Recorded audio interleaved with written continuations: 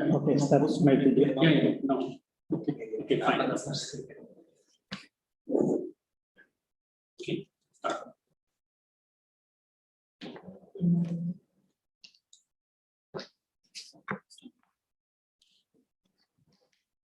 Good morning, good afternoon.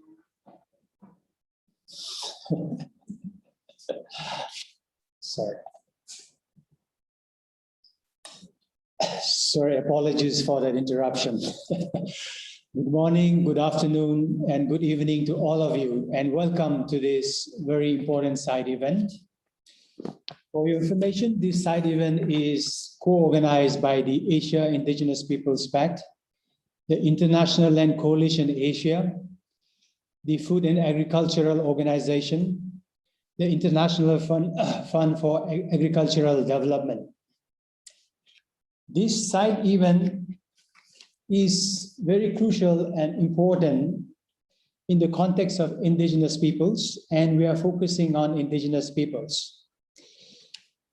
I say that this is very important because, as we know, that the key mission and vision of the SDG is about leaving no one behind. And indigenous peoples are one of those who are furthest behind. And therefore, indigenous peoples are the key indicators in achieving this whole vision and mission of the SDG in terms of leaving no one behind. And that is why this side event is very important, and we have some very interesting and capable speakers as among our panels. So I will be introducing our panels as their turn comes.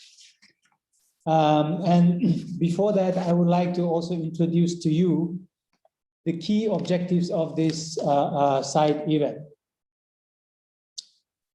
One of these side event, the conversation that we want to promote and achieve is to understand that indigenous peoples as one of those who is left furthest behind.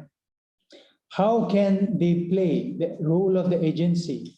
And they are seen as the game changers in this whole challenge in the achievement of the SDG goals. That's one of the important aspects. Second part of also is that the global targets on conservation is very ambitious.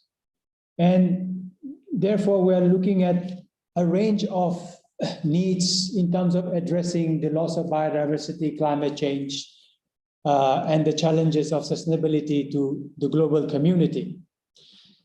And while implementing these global targets, our concern is that it should not lead to violation of rights, but to achieving of the rights of indigenous peoples and of the SDG targets, as well as the issue of the well-being of indigenous peoples, and therefore the need for indigenous people to play the central role in the implementation of the SDG targets. So this SDG, this side event on the SDG is targeting and looking into how the various goals and targets can be achieved and where we are in terms of the implementation in Asia. So now we will straight away go to the panel's discussion and presentation. I'm really happy to be introducing to you, in spite of all the challenges and the time pressure, our Special Rapporteur on the Rights of Indigenous Peoples, Francisco Cali, as the first person to give us the opening remark, as well as also his understanding on the importance of right-based approach to conservation so that it does not lead to the violation of rights, but in promoting the rights as well as in securing the tenure rights of indigenous peoples. So may I welcome Francisco Cali, the Special Rapporteur on the Rights of Indigenous Peoples. Mr. Francisco, can you please take your time? Thank you very much, Gama. It is a pleasure for me to be today with you. I would first like to thank the organizers of this important event, Asia Indigenous People Pact, and the co-organizer, International Coalition, Asia, FAO, IFAD, for inviting me to say a few words. The issue that brings us together today is of a vital importance, both for the indigenous people of the world and for humanity as a whole.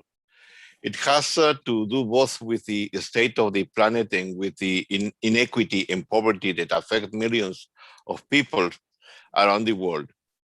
According to recent research published by the World Institute for Development Economic Research of the United Nations University, it is announced that one of the economic consequences of the global pandemic could increase poverty to affect 500 million more people, or in other words, 8% more of the world's total population. We cannot continue to assume that nature resources are unlimited. In the Anthropocene era in which we currently find ourselves, and which we define as the phase in which, starting with the technological development that began with the Industrial Revolution in the 19th century, human beings have been advancing in their capacity to dramatically affect our planet's capacity to respond. The clearest signs of the effects on nature, according to UNESCO, can be summarized in what we call the four horsemen of the apocalypse.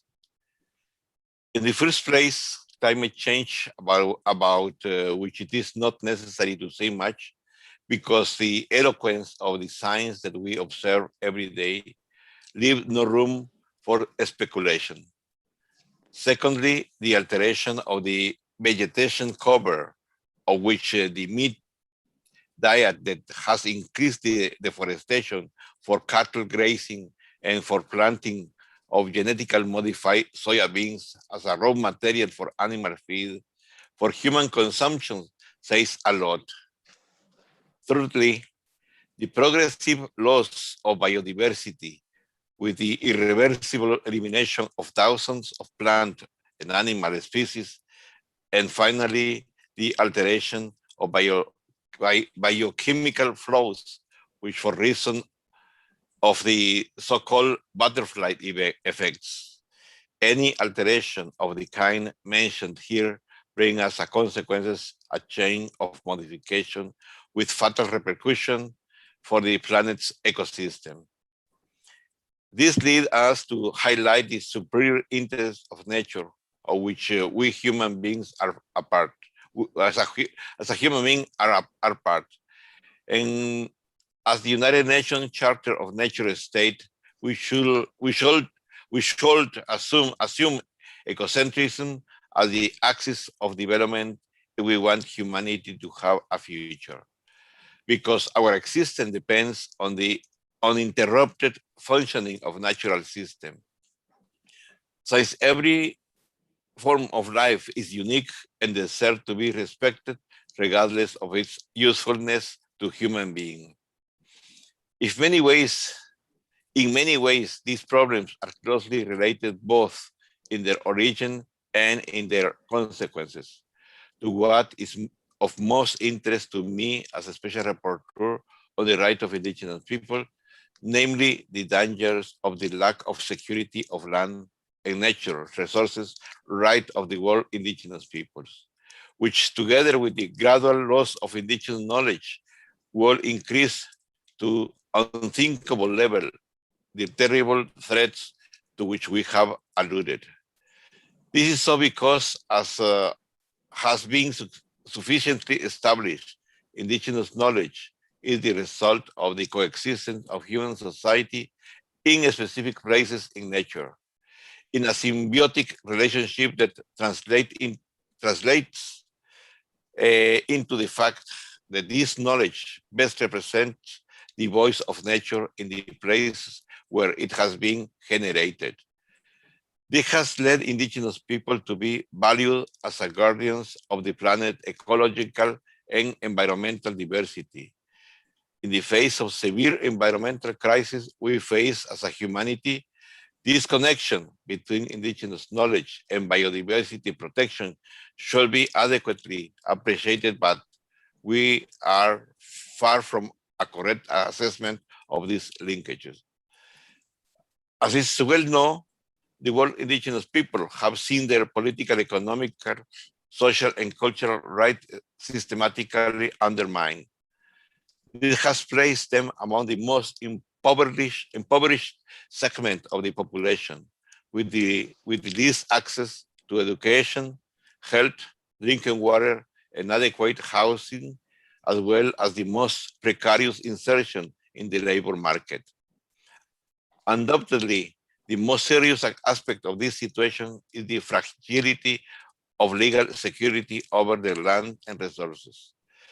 The situation leads us to call for a redoubled effort on the part of the state and decision makers to increase legal certainty and the protection and to protect the land of the world's indigenous people with determination and openness. This is in addition to constituting an act of justice with people to whom there is a historical debt called improve the guarantee of conservation of their knowledge and their particular ways of relating to environment in which they find themselves. The origin of this fragile connection that exists between the different cultures of the world and nature are to be found in the hegemonic reductionist vision that define nature as a simple deposit of raw materials. This has not been the case with indigenous people of the world, for whom Pachamama, or the Mother Earth, is a sacred being to whom we owe all our gratitude and respect. Something similar to what happened with the environmental crisis, where the elimination of an animal or plant species affects the ecology of the world as a whole. It happens with the cultures of the world. The threat that looms over the indigenous knowledge rooted in their land due to the risk generated by lack of legal security and the extractive ambition that transnational capital exercise over them.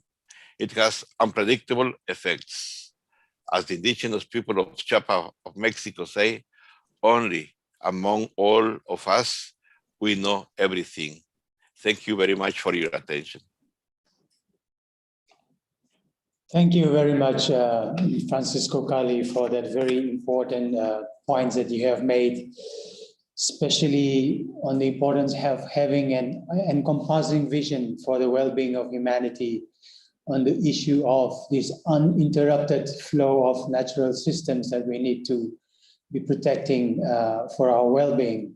And on this issue of the tenure security, indigenous knowledge, and the symbiotic relationship that we have, as well as the importance of the legal certainty that needs to be established with regard to the rights of indigenous peoples. So thank you very much, Francisco Cali. Now, before I move on to the next speaker, I also just want to let the participants know that we can use the chat function to also interact among the participants and the panelists, as well as you can also raise your questions to any of the panelists as we continue this presentation from the panelists. So the next one would be Ruxana. Ruxana is the Global Policy and Advocacy Expert of the International Land Coalition. And he would be presenting to us on the result of the survey regarding the reporting on land. This would be a very interesting presentation for all of us, as land being the key theme for indigenous peoples. So Ruxana, please take the floor. Thank you, Cam. So as Cam said, the objective of this brief intervention is to highlight how state parties are reporting on the SDG land targets. So this is a research that SDG Land Momentum Group has conducted in 2020, which is last year. And if any one of you wonder what is the SDG Land Momentum Group, it's a coalition of civil society organizations and few UN agencies coming together to monitor the progress of SDG land targets, how they have been implemented, how countries are reporting, and also to make sure that land is prominently placed in the entire 2030 agenda. So the Land Momentum Group's secretariat is coordinated by the ILC, International Land Coalition. So about the research, so the objective of this research we conducted last year was to see how state parties are reporting on land. And so to do that, we basically look into the VNRs submitted by the member states in 2020 to high-level political forum. And also we look at the official dashboard on data maintained by the United Nations. So there are two sources that we use that. Before that, why land? Why working on that? Very briefly, I think the centrality of land is to achieve the entire 2030 agenda is humongous. I don't know whether the community who's working on SDGs are actually understand the gravity of that. But if you look at eradicating poverty, achieving zero hunger, or even achieving climate change targets under Goal 13, gender equality, or Goal 16, peaceful and just societies. In every of those goals, few I mentioned, land is at the center. I'll give you one example for that. In 2019, in a research conducted by ILC, we released this research report yesterday, actually. In 2019, 67% of all reported attacks on human rights defenders were on those who were defending the environment, natural resources, indigenous peoples' right, and land. So you can see the significance. Out of everybody who's been attacked, 67% relate to land issues. So this is why it is important that state parties do report on land targets, right? So what are the targets that we look at in doing so? We look at 4 targets in relation to land, but at a broader sense, one can say that there are more than 4 targets which are relating to land. Yes, I agree, but we look at only the key core land targets, which are basically 1.4, which talks about control over land and ownership of land by men and women and other communities. And 2.3, I'll read it out. By 2030, double the agricultural productivity and income of small-scale food producers, in particular women, indigenous peoples, family farmers, pastoralists, fishers, including through having secure land tenure or access to land. So 2.3, small holders, and SDG 5.A and 5.A.2, which talks about women ownership of land, how many countries actually have laws which permit women to own land, plus actual implementation of it. And then finally, we also look into land degradation, 15.3, which is important in both ecosystem restoration as well as in climate change activities. So in 2020, there are 47 countries who submitted reports to the high-level political forum. Out of that 47, we look into 42 because of language issues. We did not look into reports which are submitted in Arabic or in Russian. Also, as I said, in addition to these reports which are submitted, we look into the SDG indicator database maintained by the United Nations.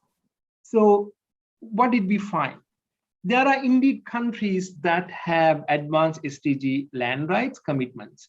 So some have taken very thoughtful planning or allocated new resources to achieve land in general in their countries. But many others out of that 47 countries or 42 countries that we look at have failed to report on land. So also we can see state parties are actually trying to introduce ambitious reforms to have secure access to land by people. But specifically, here are the findings that we found out.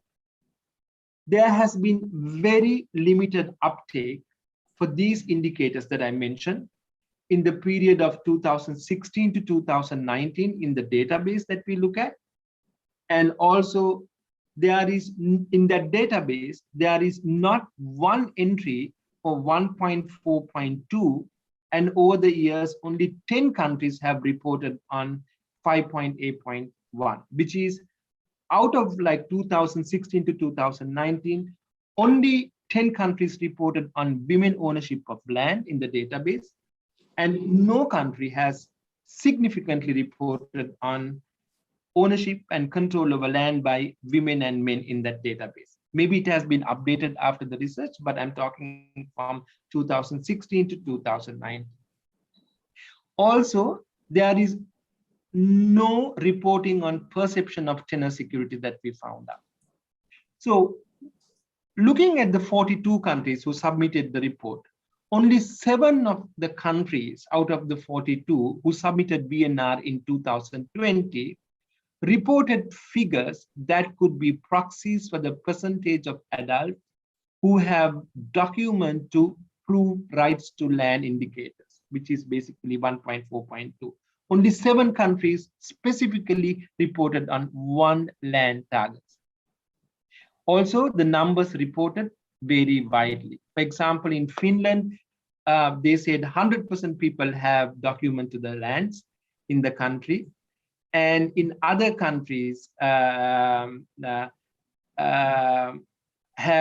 very low amount of reporting. The figures submitted, 5 countries, Nepal only 26% have documents to land, Peru 34%, Uganda 36%, and Benin 43%, and Georgia 60% have documents for their land. These are the countries who reported.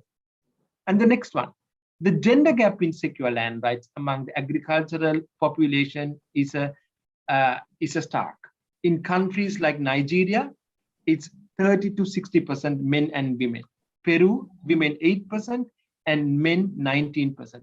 Uganda, women 31% and men 49%. Tanzania, women 49% and 61%. So there is a huge stark difference between men and women ownership of land, even in countries who have reported.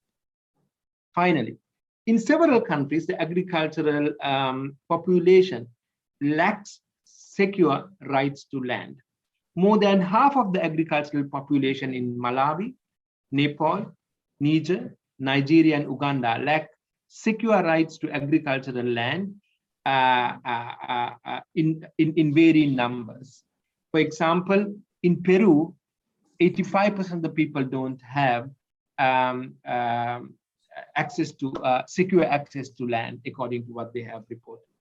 So this is a snapshot of our research, and what we have seen, particularly looking at only 7 countries reported in 2020 on land targets, there is a lack of reporting from state parties on land targets in the SDG agenda. This is not a diagnostic tool. Why countries are not reporting? We don't have data on that. We do understand reporting on land is extremely complex. It requires resources, it requires expertise.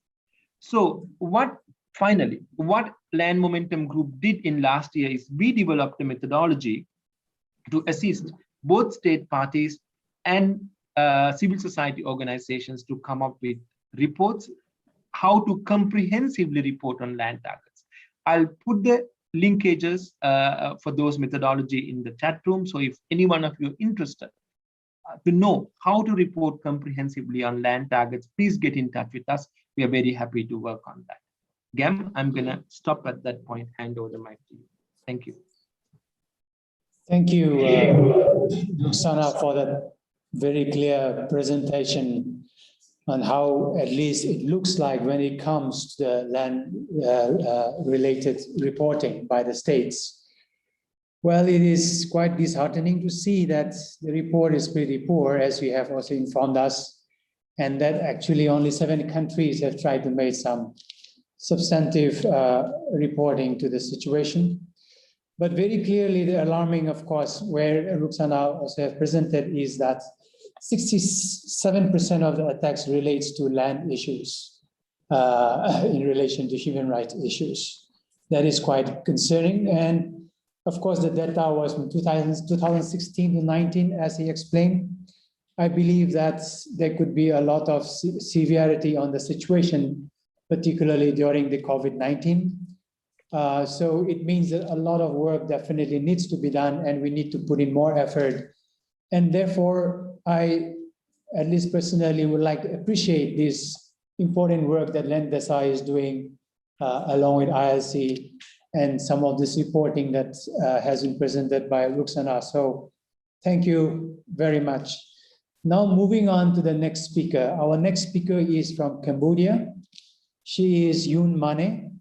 She is the Executive Director of Cambodia Indigenous Peoples Organization, and she would be giving us some information on the issues and challenges that is taking place in Cambodia, particularly with reference to the community land titling that is ongoing at this point of time. So I would like to welcome Yoon Mane. Yoon Mane, please take the floor. Yes, thank you, Gams, and good morning, good evening from Cambodia. And first of all, I would like to express my appreciation to AIPP, to Land Coalition, IFAT, and FAO that join organizing this important meeting. So I just would like to draw attention that, we were, being an indigenous people, very happy to see that all the UNs and the government have been endorsed the SDG, especially one of the SDG related to the land, which very much linked to the life of indigenous people. As you all know that the indigenous people living condition is very, depend on the lands and biodiversity surrounded to our community. And we are very connected to this land and the biodiversity, and those land and biodiversity is part of our cultural identity.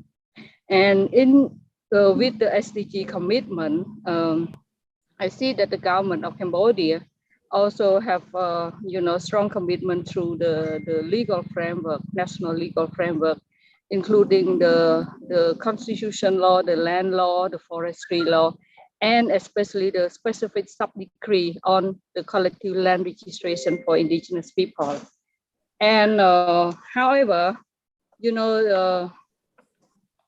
SDG and those national legal framework, it's still far away from indigenous people in the practical, because the process of collective land registration, it's very complicated. Before I sharing the challenges, I would like to share the process based on the sub-decree that requires many steps and process. The first, indigenous people need to follow the self-identification that should be recognized by the Ministry of Rural Development. Until today, we have only 155 communities that have been recognized out of the around 500 community in the whole Cambodia.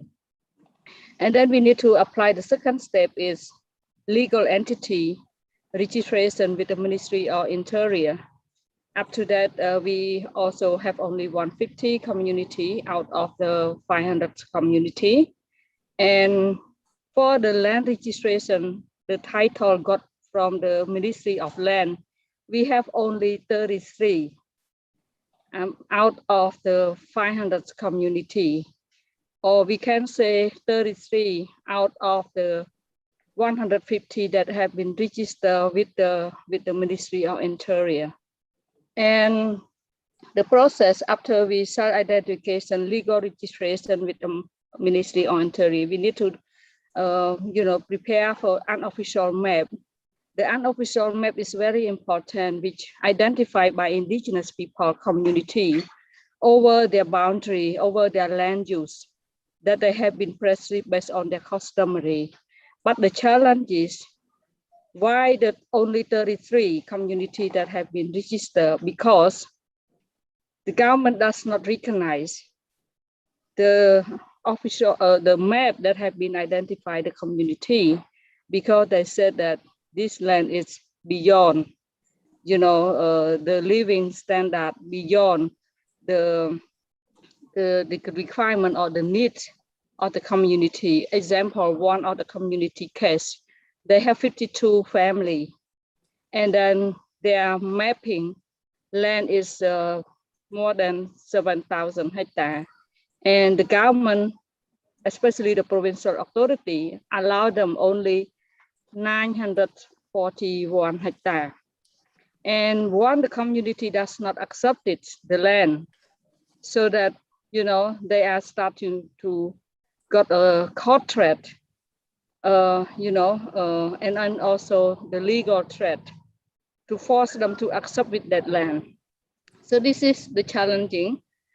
Compared to the regionals region, we have the best legal framework commitment with indigenous collective land. But in the practical, we still remaining challenge with those process.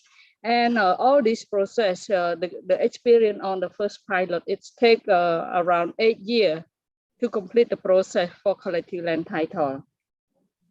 And also, you know, those challenge not because of the land size, but because of the, you know, the indigenous collective land is overlapping with the economic land concession, overlapping with the social land concession, or we can say conflicting with the ERC, or conflict with the social land concession, conflicting with the individual rich and powerful people who are, you know, take over the indigenous community land. And this process also caused delaying the process. And the other challenge, if regarding to the overlapping with protected area, because now most of indigenous people land is under the protected land that under the mandate of the Ministry of Environment. So whenever we requested for the collective land titling process, we need to get approval from the Ministry of Environment, and mostly they are high priority than the protected area. So they does not very much support on the collective land title. And we indigenous people, we wish to have more collective land title because the collective land title cover the different types of land. Example for the residential, spiritual, burial place, and the farming and the rice field. But the protected area, as you know, it's very restricted.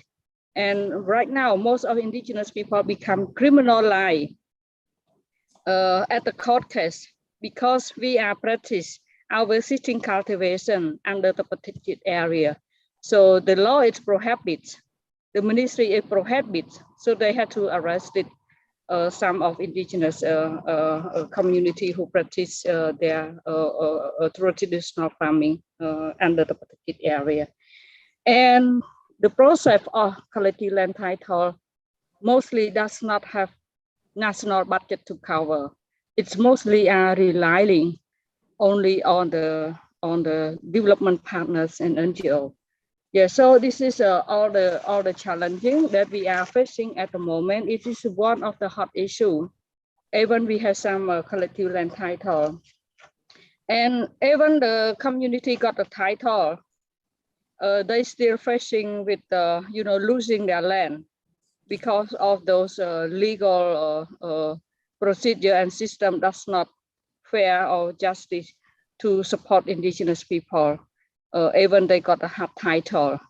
And in reality, you know, we very wish to have the collective land title, but if we look at the legal framework, because the CLT, basically is a positive asset for the community that we are certified to have it, because it have a legal document, it clear boundary, demarcation and land use management, and also it's securing and enhancing indigenous livelihood for sustainable development, and also it's, you know, helping to preserve and protect our indigenous custom and identity.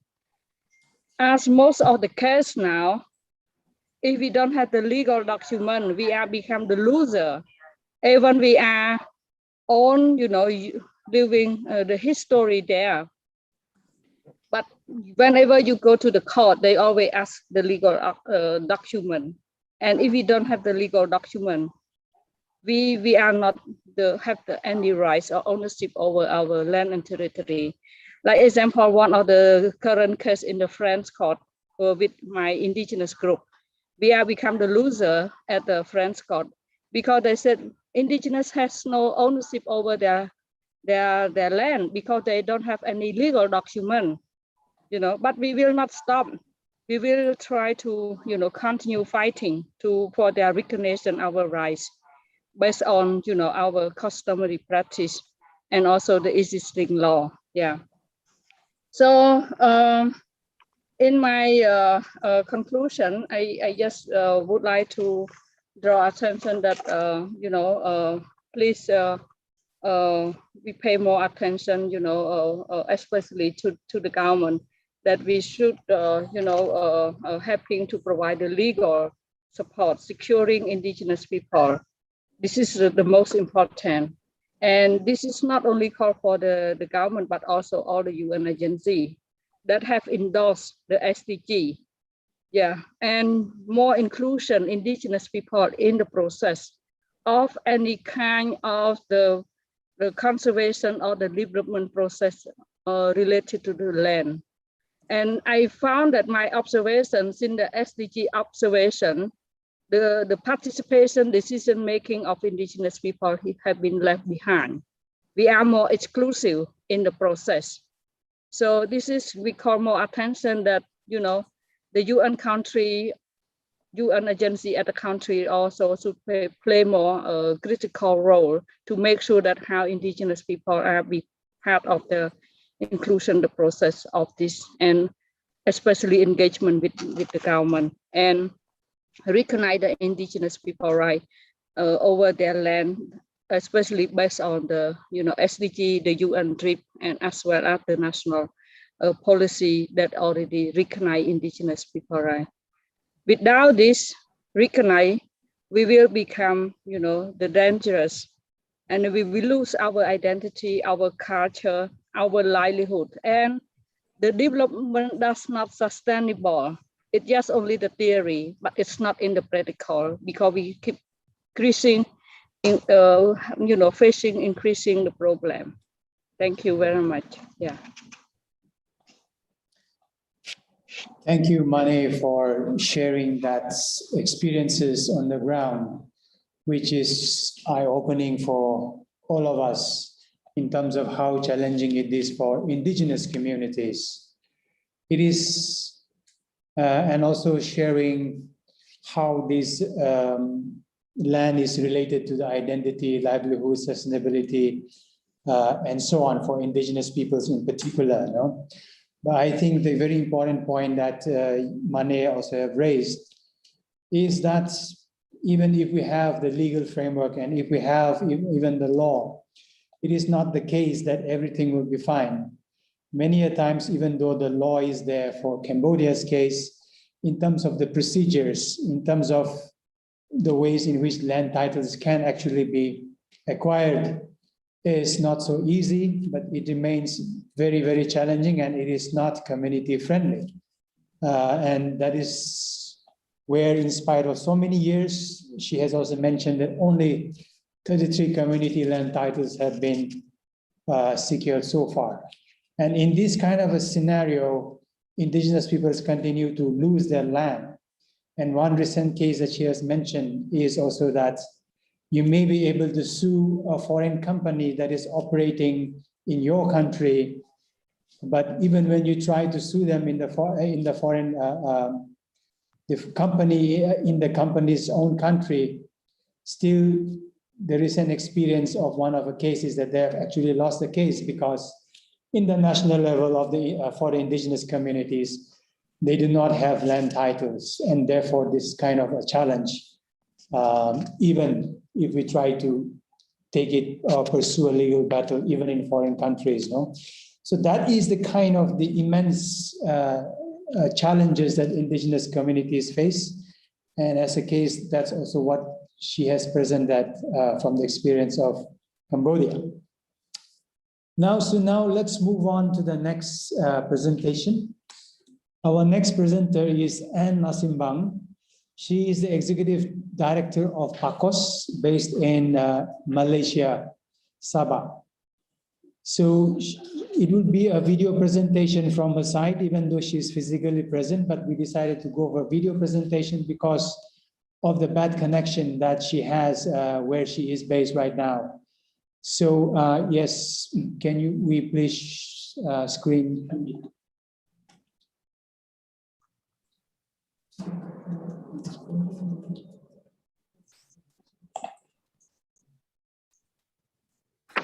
Good evening, good morning to everyone. First First of all, I wish to thank AIPP हाँ वो तो यही for है having me in लेकिन this जैसे अभी session, आया तो in this high-level political forum 2021, in the side parallel event, while reporting on SDG, land target matters to secure rights of indigenous people in the post-COVID-19 recovery in building back better. I will be talking on indigenous people's knowledge recognition and its importance in achieving food security and conservation of biodiversity, looking at the SDG 2, 7, 12, and 13. First of all, I just would like to have a brief introduction of my organization, that is Partners of Community Organization. We are based in Sabah, and we have been actively doing working with community, dedicated towards empowering indigenous communities in Sabah, using the two main approach on development of integrated human resources, and also to establish strengthen community organizations so that they can act collectively on their own. We are on the island of Borneo, in the northern part of Borneo. Now, when we talk about indigenous knowledge and its importance in achieving food security and conservation on biodiversity, we must see that indigenous knowledge system is divided into two parts, or it's a holistic system where you look at the spiritual and the physical part of the system. And if we look at it, it's based on the principle, the concept, and the practice. When we talk about the principles or the values, we look at the principle of harmony and balance, respect. Everything is God-given and it is sustainable. And when we talk about concept, it's the concept of respect and care for all things, give and take, reciprocity, or what we call gompi guna, or use and protect in our translated into English. And the final one that you can see every day is things that we do like tagal, tavol, or looking at the traditional calendar when we look at the different phases of the moon when we do our agriculture, when we do our social life, or in whatever we do. And so to make it, to explain further, I would just like to take one concept and how this can impact on food security and conservation of biodiversity. When we talk about use and protect, or the gompi guna, it takes the practice of the tagal, or the looking after the community shed, or the community use zone, or how we look after our traditional herbal garden, or it also covers community hunting. So it's an indigenous concept on resource management, and that will ensure that all resources are utilized in a sustainable manner. Example like the tagal.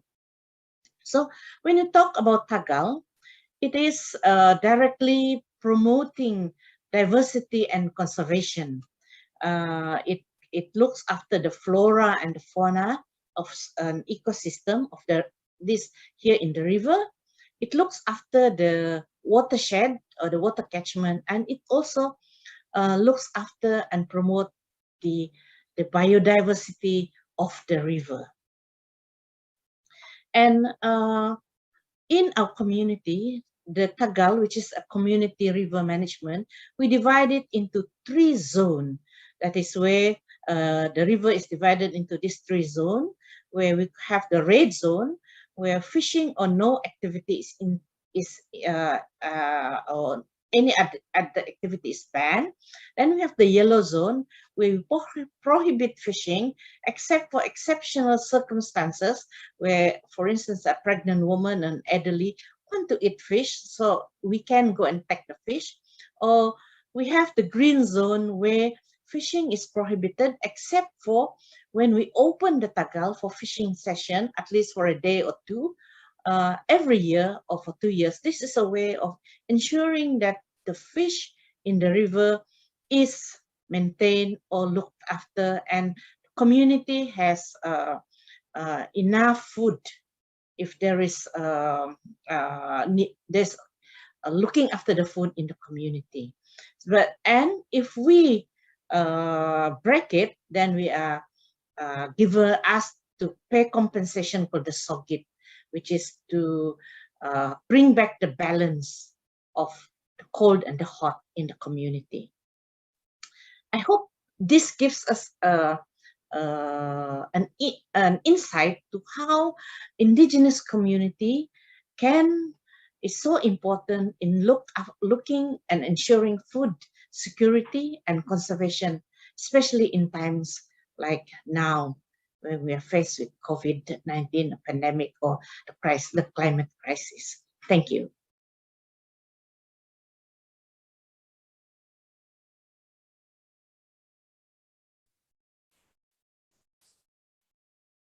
Thank you very much. And that was extremely interesting, and also giving us a concrete example of how indigenous peoples are playing that role of the agency as self-determining communities in promoting their self-determined development in the context of conservation, resource management, and resource use.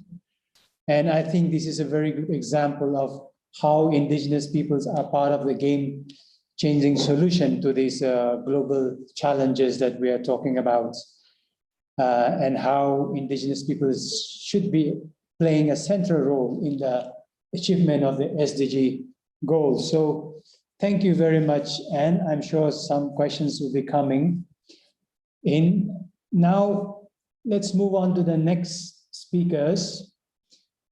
Next, we have Sagda Senmi. He is the coordinator of Network of Indigenous Peoples in Thailand. And he would be sharing to us some of the issues relating to land conflicts, and also on the livelihood issues, and some of the advocacy work that they are doing in Thailand. So Sagda, please take the floor. Thank you. Good morning, good evening for all who are involved in this meeting. Let me try to start with some how we call that, some problem or situation that we are facing in Thailand. One thing is related the non-recognition of the indigenous peoples of the state. This is one thing that is have a background, is a different, very long history, and we are look like marginalized and minority. That's a part of the concerning about the policy of the government, to mention that. And also, if we look at that, our location in especially in the northern of Thailand and western part of Thailand, yes, we are the one indigenous community who are located in the forest area. Yes, most of the forest areas are now become the state forest area in the country. So they have the situation that many policy and laws they are implementing in the indigenous community area. They are most of impact negative happen with the indigenous people, especially the daily life. Some area they cannot gathering any herbal medicine or any food from the forest. They are, but in opposite sides, they are taking care very good the forest to be rich with biodiversity. But because of the policy and the laws, they cannot to access some food and medicine also. And in the country's policy also now they have planned to increase the number of the percentage of the forest area of the country. During this period, 32% we have it, but in the next decade, the government plan to be increased up to 40% of the country will be covered by the forest. That's one situation that it may be have a lot of impact to us. It means we are limited to access the natural resource and land use, and also other problem also we still have some situation that human rights violation to our indigenous leader and community members, and also the loss of identity is coming out from the assimilation policy and education system also. That's a very important one we are facing. And it means many problems. We cannot see the whole picture, but if we look at the just specific cases happen in Thailand that you maybe know, the Bangkok case is the area that this area belong to current indigenous people who have the history to relocate from the homeland in the forest to the lowlands area, and then finally and up to now, so more than 20 years they are located from highland to lowland. But the problems still are facing by them a lot, especially during the situation that how we call that, the COVID-19 outbreak. Have a lot of many of children. They have a many problem also. Also the especially the area that they are living, the new settlements areas are not good for farming and less land for farming. And the people, many of the people, they are went to the city for labor work. That's when the citizens coming back like this, it have the big problem for them. Finally, they try to return back to the home, the original homes area, but to be elected by the government, the forestry officials. And this is the situation, and until now, still on the process of the court proceedings. I think that the problem like this often happen that because of the state still not recognize the rights of indigenous people who are living in the forest, not recognize our livelihood, and also this is one example.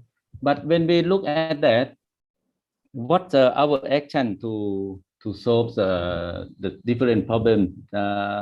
One thing I think that we try to creating the substantial self-management at the ground, especially in the community level, and many areas we also working very close with the watershed networks area. It means watershed it means the upland area, and also this one will be support. They have a more consciousness to practice the traditional agricultural practice, and some areas also they have a more information and more networking with the local people. Other local people will have experience to take care of the forest and the land, and they have a practice on that. And second thing, I think that we try to create the networks both in the issue-based and ethical based, and as well as the movements mechanism of indigenous peoples.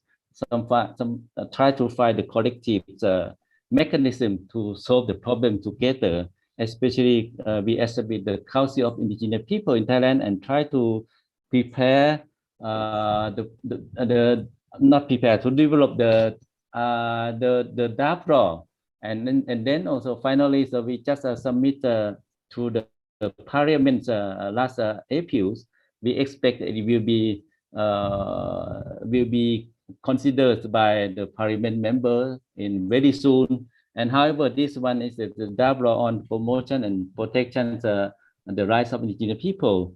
It seems not only the answer that we need, but I agree that some presenters mentioned that we use the drafting process to create to raising awareness on how we can living in our community for the long term. That's one thing we can learn, and how we can apply to be use the contents of these ones in our draft laws proceeding. And another thing that I think very important that during that our experience we try to develop the strategy and some collective work plans for indigenous peoples to securing our land, and also to have the manage as co-management or management our natural resource for the long term. And this one also quite challenging for us because of we need some more collaborative partnerships amongst the indigenous organization and networks we are living in the country level. And then also another process also, yes, for the existing forest and land policy and law, that it has a negative impact to our peoples in during this situation. Also, we try to involve how we can joining to participating, improve this one, especially to develop in the sub laws in the regulation level or ministry regulation level. They are still open some channel for public hearing, and we try to involve on that. And also especially the news draft laws to be developed by the government agency, also related biodiversity management or climate change policy. Somehow also we try to involving especially have some strong recommendation to improve the draft of law that it seems they are still lacking they're still missing to recognize our rights who are living the forest or who are living in with nature. That's one. So we try to involve on that. I think that's in the situation we have done, and also we try to use some public forum, especially during the Indigenous People Days. We try to organize the public campaigns and advocacy activity to present for the society, Thai society. They understood the situation and the process that we are working, and also how the government to listen, and so to know more our life, and also to support the way to develop our livelihood, and especially to support our policies development, especially to develop to support the law, the draft laws, the one that we just submit to the parliament, also that our need. This is some example that we have done in the country level to improve the situation that related, how we say that is in to link with the lessons that we have solved the problem of poverty, livelihood, climate change, as well as loss of diversity. And we agree that the community is very important who are action, and we can use the action from on the ground to be raise awareness, and also to organize the public campaigns in the national level. And we hope that it will be very important that to let different people to know on that. Thank you for presentation. Thank you, Sabda, for that presentation. I think he made some very clear, important points, and that is to say that national governments are increasing their conservation targets in order to achieve the global conservation targets to which they're committed to.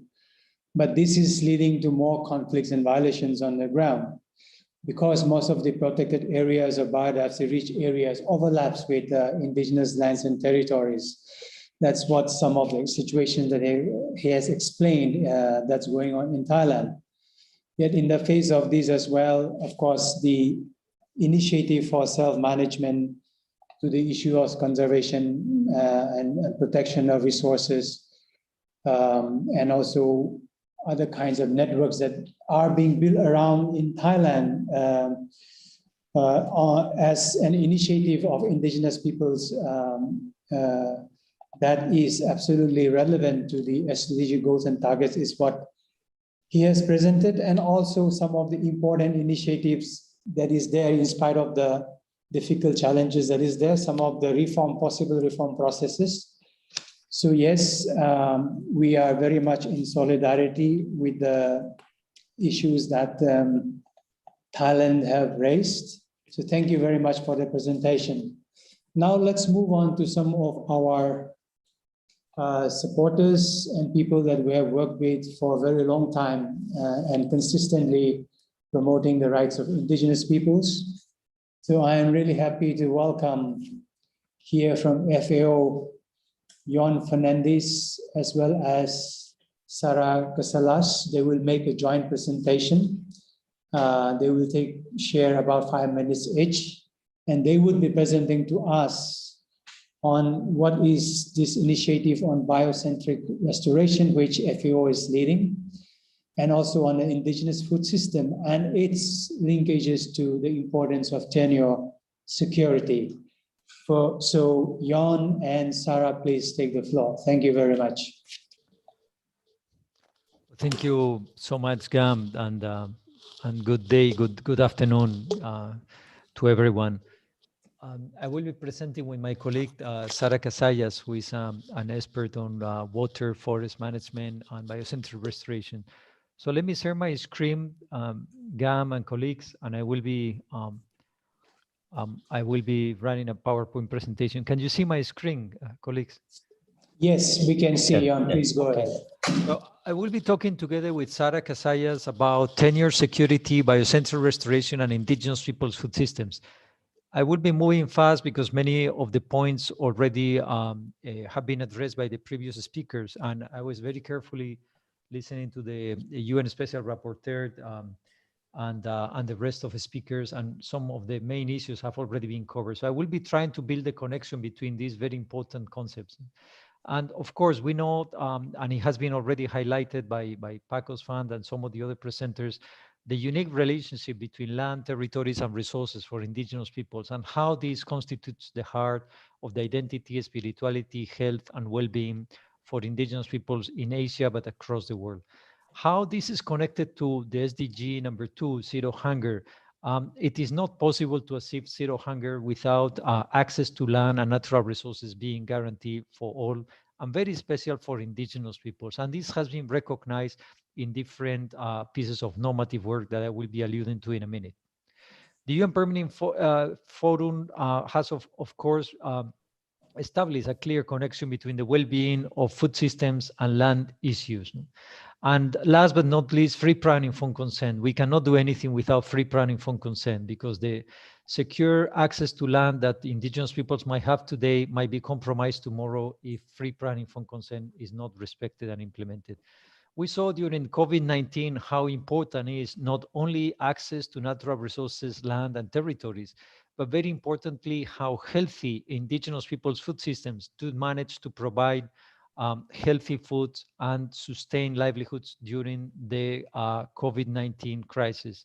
And Gam, let me congratulate the AIPP for the impressive work you've been doing in documenting the effects of COVID-19 on indigenous peoples in Asia. We have all been following your example and your trail. Now, when we looked at the characterization of indigenous peoples' food systems, we looked into that circularity in terms of how natural resources, cosmogonies, biocentrism, collective rights, reciprocity, how all of that in a way vertebrates the governance and territorial management system that makes indigenous peoples' food systems unique in the world. We've been documenting together with many of you what is the uniqueness of indigenous people's food systems. We launched this publication on the 25th of June. To our surprise, has had a tremendous welcoming all over the world and is being selected as an important publication that documents some of the positive drivers that are supporting indigenous people's food systems, and many of them are connected to the rights to land, territories, and natural resources, as well as some of the negative drivers that are affecting the continuity of indigenous people's food systems. And a main one is in those instances where indigenous peoples do not have secure access to their ancestral territories. This compromises the viability of indigenous people's food systems. We have seen the importance of traditional governance systems and how it creates social cohesion.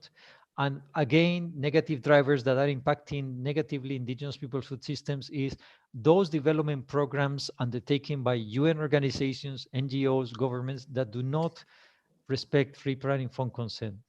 Something also that we are seeing is how the expansion of infrastructures is bringing external actors into the indigenous people's territories, the same with mining, the same with commercial agriculture, commercial logging activities, to name a few. Now, when we started the Global Hub with many of you, and we are very honored that the AIPP is with us in these efforts, one of the things that we've been trying to do is to co-create knowledge. We put together the WIPALA paper from November last year to May this year. And there we have identified, together with 60 indigenous and non-indigenous experts and more than 39 organizations, some of the main issues that make indigenous people's food systems unique. There's 5 pillars: cosmogony, territorial management, traditional knowledge, governance, and the value systems. I highlighted in blue 2 that I think are very relevant to what we are talking about today: the territorial management aspect and the governance. It is unique the way that indigenous peoples incorporate territorial management and governance with their natural resource base and tenure issues. At the same time, there's 39 drivers that we identified that are affecting the continuity of indigenous people's food systems. And again, I highlighted in blue some of the main ones. Let me just highlight the issue of forced displacement and land grabbing, but also something very important that was mentioned by some of the previous speakers: the importance that mobility, shifting cultivation, mobile hunting, mobile gathering, mobile fishing has on indigenous people's lives, and how this is being restricted by governments and different agencies. And this is really going against the sustainability of indigenous people's food systems, and is actually damaging the environment. I'm going to pass to Sarah to talk about biocentrism and restoration. Let me just highlight 3 pieces of normative work that is important for the collective work we are all doing. The 2004 voluntary guidelines for the realization of the right to food already indicated that for indigenous peoples to guarantee the right to food, they need to have access to their lands, and they need to have their land rights secure. And this was already endorsed by the country. So it's an important tool that we can all use in the collective work that we are doing to advocate for the respect of indigenous people's tenure rights.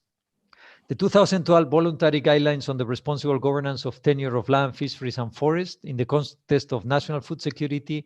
The section 9 of this document talks exclusively of pastoralists and indigenous peoples, and it recognizes customary tenure, and it recognizes the importance of indigenous peoples' tenure systems.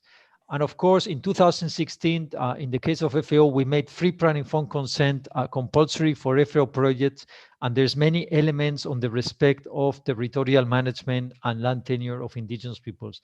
Let me hand over GAM to Sarah, and she will continue presenting. I will pass her slides. Thank you so much for the use of the word. Sarah, over to you. Thank you, Jan. Good morning, afternoon, and good evening, everyone. Jan, if we can move to the slide of biocentric restoration. Thank you. So let me speak a little bit about biocentric restoration, where it comes from, and what this approach means. Currently, we're facing some major challenges such as climate change, food security, water security. And to address this, we know that we must halt, restore, and conserve key ecosystems. We also know that vast areas of these ecosystems are within indigenous territories. And as John mentioned, the indigenous people's view of the territories is holistic. and they have developed complex food systems in these territories. The systems are part of the community way of life. They consider health, nutrition, language, culture, cosmogony, natural resources, and biodiversity. So they're very, very complex systems. As Jan also mentioned, these food systems are managed through territorial management practices that have been developed over centuries, and where all the elements need to be in balance for the food system to work. So FAO, together with indigenous organizations and indigenous and non-indigenous organizations and technical experts, has developed this restoration and conservation model called Indigenous Peoples Biocentric Restoration. It is rooted in indigenous peoples' knowledge, their food systems, and their territorial management practices. The aim of this model is to preserve and restore degraded pockets of land in indigenous territories. And what's most important about this model is that it is led by indigenous peoples. At the core of this model, we also have the transmission of knowledge from elders to youth. And also, when we talk about restoration, we also think of blended approaches, or we consider blended approaches to address challenges such as climate change. Again, this is not just about restoration, but conservation. So restoration and conservation go hand in hand, and all of this is based in the indigenous people's knowledge. This is also a response for new models of conservation that can address those challenges mentioned earlier while protecting indigenous people's rights and contributing to their empowerment. So it's a very holistic approach led by indigenous peoples and based on their territorial management practices and indigenous knowledge. So let's go to the next slide, please, Jan. So to sum up this presentation, what we should promote the recognition at different levels of governance, from national to international levels, of indigenous peoples as experts in preserving, conserving, and restoring, especially preserving biodiversity.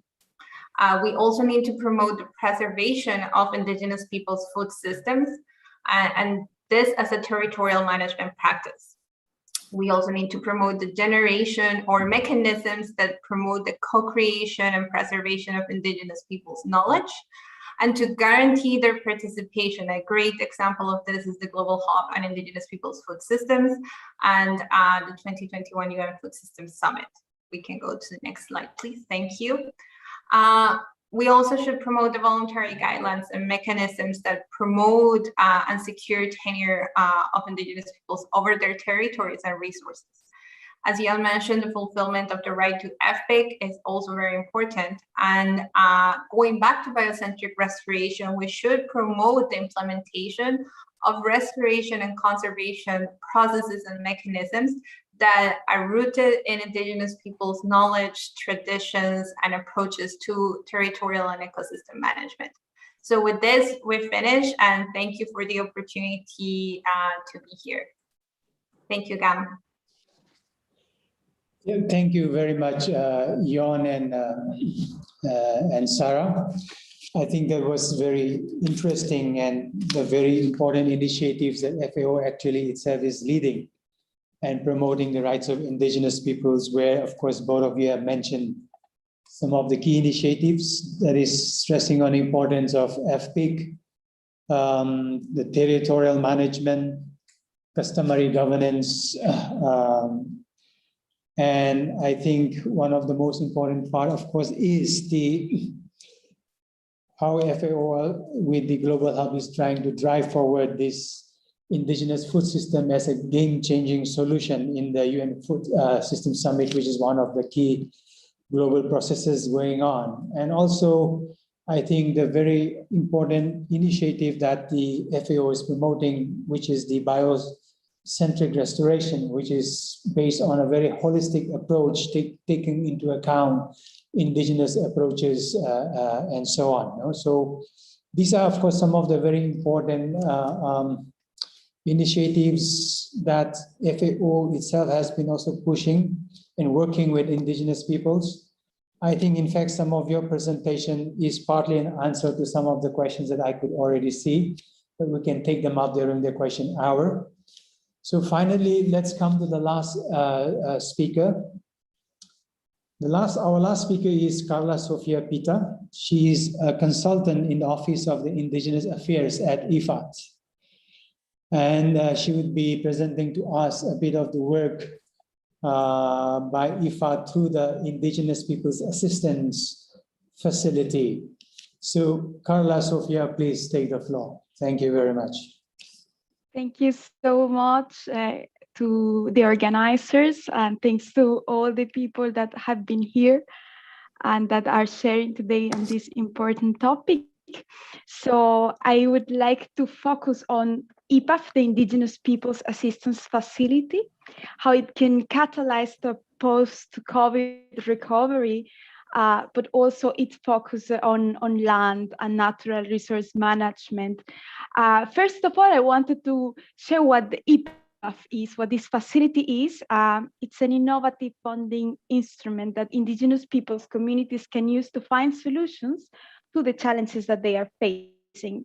The objective of this facility is to strengthen the communities and the organizations of Indigenous peoples by financing small projects that foster self-driven development. This facility is hosted by IFAD, and the pictures that you will be looking at are from the projects that are implemented in this facility. So the supported projects build on Indigenous peoples' culture, their identities, their knowledge, their natural resources. It seeks to build partnership with Indigenous peoples to enable them and their communities to design and implement these grassroots development projects based on their perspectives. This is a part and a key instrument at IFAD to implement the principles of engagement on its policy with Indigenous peoples. Something I would like to highlight is that this facility is Indigenous-led. It is directed both operationally and strategically by a board, mostly mostly consisting of Indigenous leaders, and also at the regional level, the IPAF is co-managed and coordinated by regional Indigenous peoples organizations. For Asia, it's TEPTEBA, for Latin America, FIMI, and for Africa, it's Samburu Women Trust. So it has three main components: empowering Indigenous people's grassroots organizations, strengthening their networks, and knowledge management as well. So concrete examples I wanted to share with you very quickly because of the time now. It's on the past assessment that we had, the past cycle, 2015-2018. These projects, one key highlight is that 30% of the proposals that we received and that were implemented were linked to land, territories, and resources, and 38% to food security and nutrition. So the linkages are very evident there. Land being more than a resource for Indigenous peoples, it is the basis of their existential, social, and cultural identity. This explains why a large number of the IPA-funded projects and initiatives address challenges related to the recognition of Indigenous people's rights and the access to ancestral lands and improvement in natural resource management. Many of the activities that were implemented during the mechanism was to monitor land and address legal issues associated with it, including land titling and mapping. Overall, during the past cycle, 260,000 hectares of Indigenous territories and lands were demarcated, titled, registered, or protected. This was all led by Indigenous peoples and the support given by IFA through this facility. People benefited from these projects were also engaged in advocacy and awareness raising. We saw that this was very important, like on Indigenous peoples' rights and land issues. There was a lot of emphasis. Some projects combine also the promotion of cultural identity with Indigenous people's rights and focus on promoting and raising the awareness of culture and history. And this is also something that is very particular on the EPAF, that these projects are holistic and have broader approaches and not only ones, but many dimensions. And it's something we usually highlight. Several projects focus on addressing lack of land demarcation, for instance, in the Philippines and Tanzania, as well conflicts with other indigenous groups or poor farmers in Cameroon, Philippines, and Tanzania as well, conflicts with the private sector or the states, granting large business concessions on indigenous territories for the exploitation of natural resources, for instance, in Indonesia. And these issues were tackled through different interventions depending on the context and indigenous people's resources. One example, the only one I will share now, but hopefully you can visit the website that I think Andrea will be sharing on the chat, is in the Philippines. The domain of the Tagbawas and of Taytay was affected by illegal logging, destruction of forests, and land grabbing. The EPA funded project, advocacy project implemented by Natripal, supported 17 Taytay communities to secure the legal recognition of their ancestral domain by applying and obtaining a certificate of ancestral domain title. Following the submission of these petitions, there was a report of 50% decrease of illegal activities like logging, fishing, clearing of forests for farming, as a result also of the awareness raising activities and monitoring activities conducted by the Tagbanwa people. So this at the end is part of the evidence that we are building an effort to influence the policies and the programs and the projects that are implemented at large scale directly with the states. It is clear that the Agency of Indigenous Peoples is proposing this solution to safeguard the rights to food through the protection of their lands and also to defend their livelihoods is something that we should be supporting, looking at the proposals and the solutions they are implementing. IFAD is using this knowledge, this evidence, while designing its projects, implementing at national stage, and it's understanding that this can be scaled up, and to promote these intercultural projects and programs with this vision of course, all the projects are applying the free, prior, and informed consent as well. It's part of the policy of engagement. We are also sharing this link so that you can visit and learn more. And well, I would leave it here and looking forward for your questions. Thank you so much. Thank you.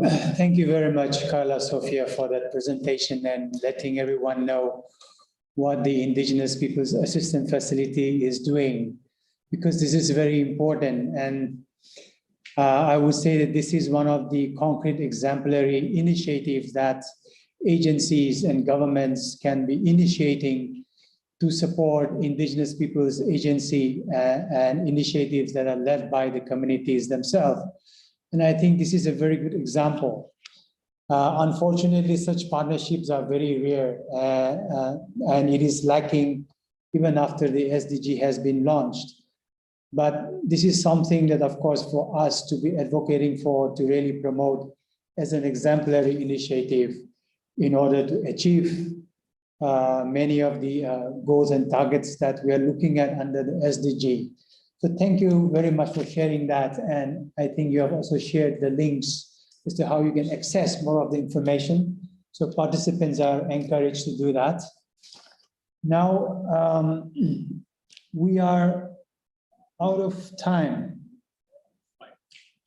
But there are also some interesting questions that I can see.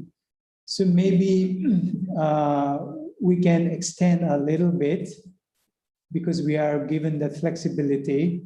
So I will just put forward that questions to the panelists.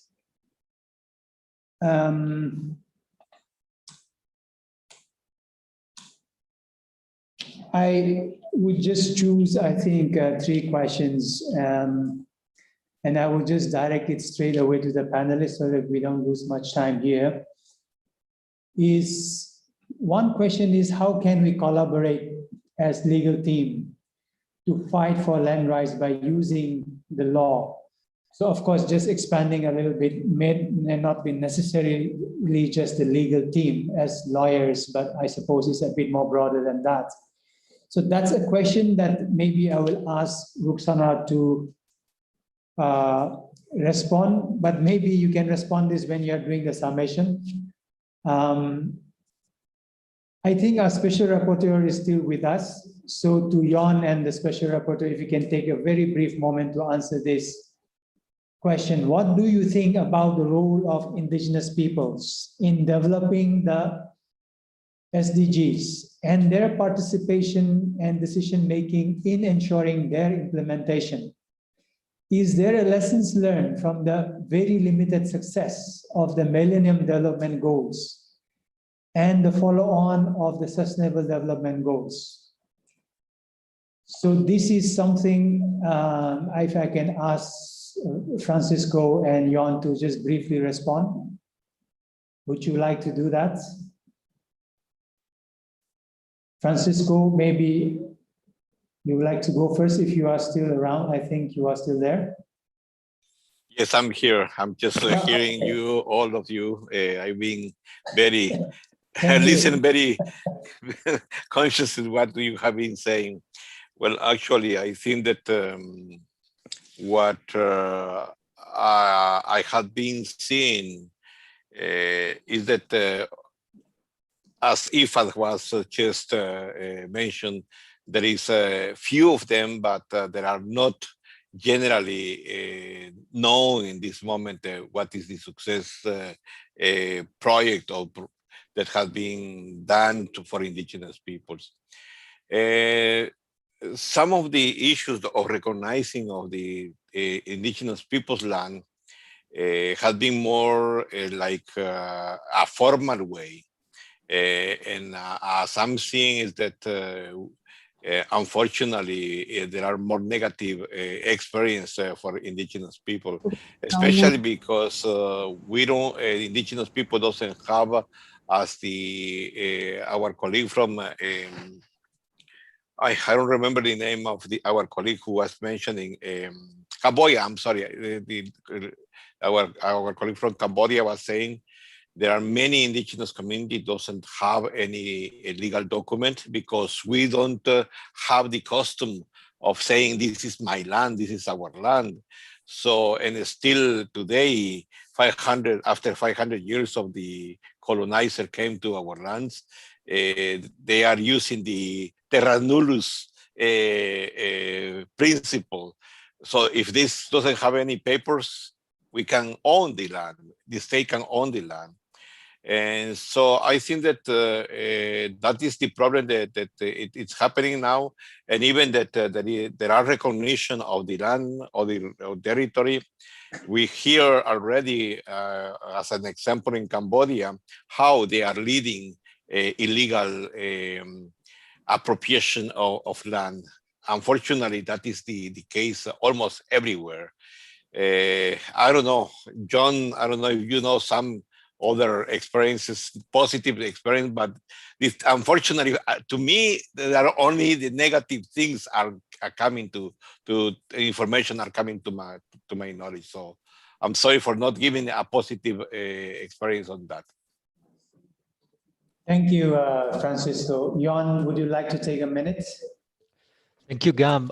Well, let me greet Francisco. Francisco, qué placer coincidir y vernos después de tanto tiempo. What a pleasure to see you after so long. Un abrazo, a big abrazo virtual, electronic. No, I think Francisco explained it very well.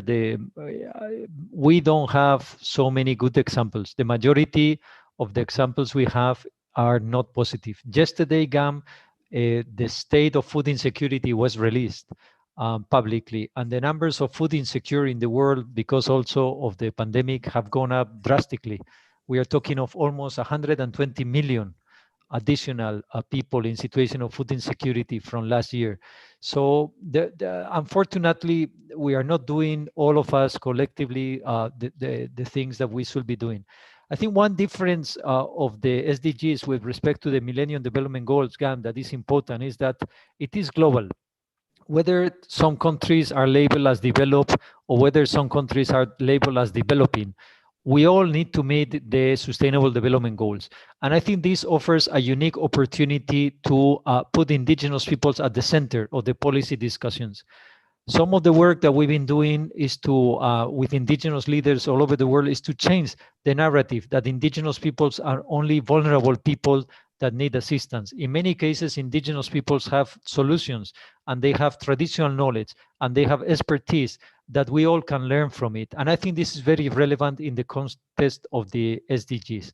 Unfortunately, when we said, and you were saying earlier, Gam, that indigenous people's food systems are game changers because they are sustainable and they are resilient, what we are telling the world very loud is to the leaders that they need to listen to indigenous peoples and they need to stop displacing them from their ancestral lands and territories, and that they need to guarantee their access to their lands and territories and natural resources. Otherwise, the biodiversity conservation that indigenous peoples have been doing in their lands for the benefit of the whole humanity will not be able to continue. And on these, indigenous peoples are not vulnerable. They are the knowledge keeper, they are the experts, and we should listen to them. SDGs will not be achieved unless we put indigenous peoples at the center of all the policy discussions on SDG 16, on SDG 13, but also on SDG 2, SDG 1, SDG 5. There's so much that we can learn from indigenous peoples and we are not listening. So we need to collectively change that. Thank you very much, Jan. Just one more question I will take is this to our indigenous panelists. I'll just give it to them because of time. The question is, how can the CSOs and indigenous peoples organization be more effective in the post-COVID situation in bringing tangible change with regard to indigenous peoples' land and other rights? So Mane or Sagda, would one of you just like to take on this question? Mane, maybe because you're coming after a long time. Thank you, Gam. Yes. Sorry, can you repeat the question again? How? The question is, how can the CSOs and IP organizations be more effective in post-COVID situation in bringing tangible change with regard to indigenous people's lands and other rights? Yes, thank you, Gam. For me, I think that in the post-COVID situation, yes, yeah. In the post of the COVID situation, right? I think that the most important is the inclusive of the indigenous people community, indigenous people organization, and also the NGO in the process of the decision making in regarding to the government framework related to the indigenous people land. Because my observations in the SDG, there was, exclusion indigenous people in this process. That's why most of the problem is start increasing. So it is very important that, increasing participation of engagement, meaningful, followed by the effect principle. This is one thing. And the second thing, we should, try to more capacity building, to indigenous community through the indigenous organization. Now we have indigenous organization to support directly to indigenous community, but so in somehow we have limitation of our resource, including the technical and financial support. So we need those support, so that we engage more with indigenous community, and then they are, advocacy more, their role responsibility to demand, about their rights from the government, especially, with also the other like UN agency, in order to the respect of indigenous people rights. And the other thing is important is to recognize the indigenous people rights based on the existing national and international legal framework that already recognize indigenous into the practical action. Yeah, it's not only the theory, it is too far away. So we need to see the concrete, more action at the ground by supporting the community need and aspiration that they're demanding for securing their land and biodiversity, and then stop criminalize and then accuse the indigenous people who are trying to protect their land and natural resources. And the other thing is support the development based on the need and aspiration of indigenous communities. So this is, for me, I think the most important. Yeah, and also the other is to build the leadership of indigenous people at the ground together with indigenous organizations. Thank you. Thank you, Mani. I think that's a very important and succinct message. And I read your message as not just words, but we need action if we have to really change the situation. So thank you very much to all the panelists and participants. I'm sorry that we're out of time and I have not done a good job in time management. We are over time. So I will just give my time to Ruxana to do the summation, as well as maybe if you can just respond to this question because you are part of ILC, to this question that how can we collaborate as legal team, maybe beyond legal team, to fight for land rights by using the law. I think you are in a good position to also respond to that. So as part of your summation, maybe you can touch upon this one. And I will also request that you do the closing, followed by the survey that we need to also do at the end of this session. So I will not come back on the floor. So Ruxana, please take over from my side. Thank you very much, especially to the panelists and also especially to our special rapporteur who has taken out his time to be with us and sharing with us his wisdom and knowledge so that we can move forward in a constructive manner and more effectively. So thank you very much from my side on behalf of all the organizers. Thank you. Ruxana, so please take over. Yeah, thank you, Gam. I'll try to be very brief within 4 to 5 minutes. So the first question on in terms of extending legal help to indigenous people, I think first understanding that we have to have here is that there is a problem and documentation of that problem, which relates to the criminalization of land rights activists. Large portion of them are indigenous people and indigenous people leaders and people who stand for indigenous people's rights. I think that's extremely important. And when it's come to this obligation of a state party, it can be twofold. One, the United Nations Declaration of Rights of Indigenous Peoples and related other soft laws are authoritative, binding, persuasive, legal standards that state parties are expected to respect. So I think we always have to bear in mind when such a violation had happened, it needs more attention, both nationally and internationally.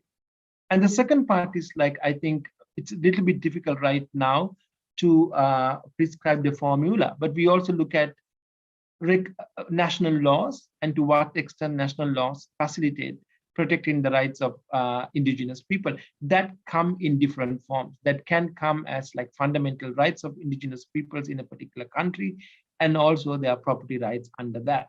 So I think recognizing indigenous peoples and pushing for human rights of indigenous peoples is crucial at national level as well as self-determination of indigenous peoples in the territories that they live is extremely important in that context.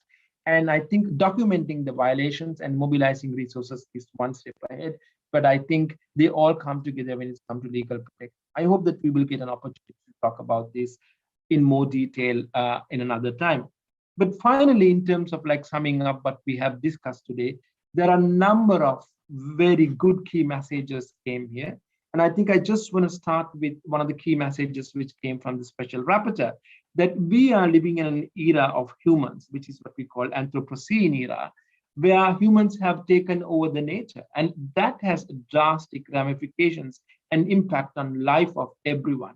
And because we are in constantly conflict with nature, as he has pointed out, and that has negative adverse impact on people who live in harmony with the nature, which is obviously a large portion of it is indigenous peoples and their territories.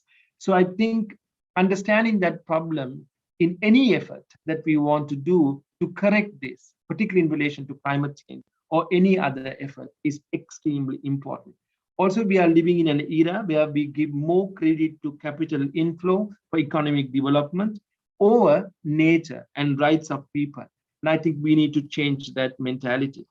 I mean, this has been more evident by looking at the number of indigenous peoples and activists who have been killed over the past few years. And majority of people who have been killed for protecting their land rights are from the indigenous communities. So I think we need to document them and realistically look at them, and also to understand the gravity of the problem. This is what have been highlighted. Also, it has been highlighted that governments are failing to recognize indigenous peoples as human rights and their territories. Even in cases where governments have recognized, we can see there are clear gaps in terms of implementation of those laws that also to a certain extent reflect the lack of respect and recognition for the rights of indigenous people. And I think when we talk about those rights, and finally I'm summing up again, so we need to emphasize on collective rights of land rights and collective titling of people. So that comes hand in hand with conservation effects. If we look at ecosystem restoration and collecting land rights of people, that go hand in hand. And these collective rights has to be part and parcel of ecosystem restoration in relation to climate change mitigation efforts and certain cases in adaptation measures as well.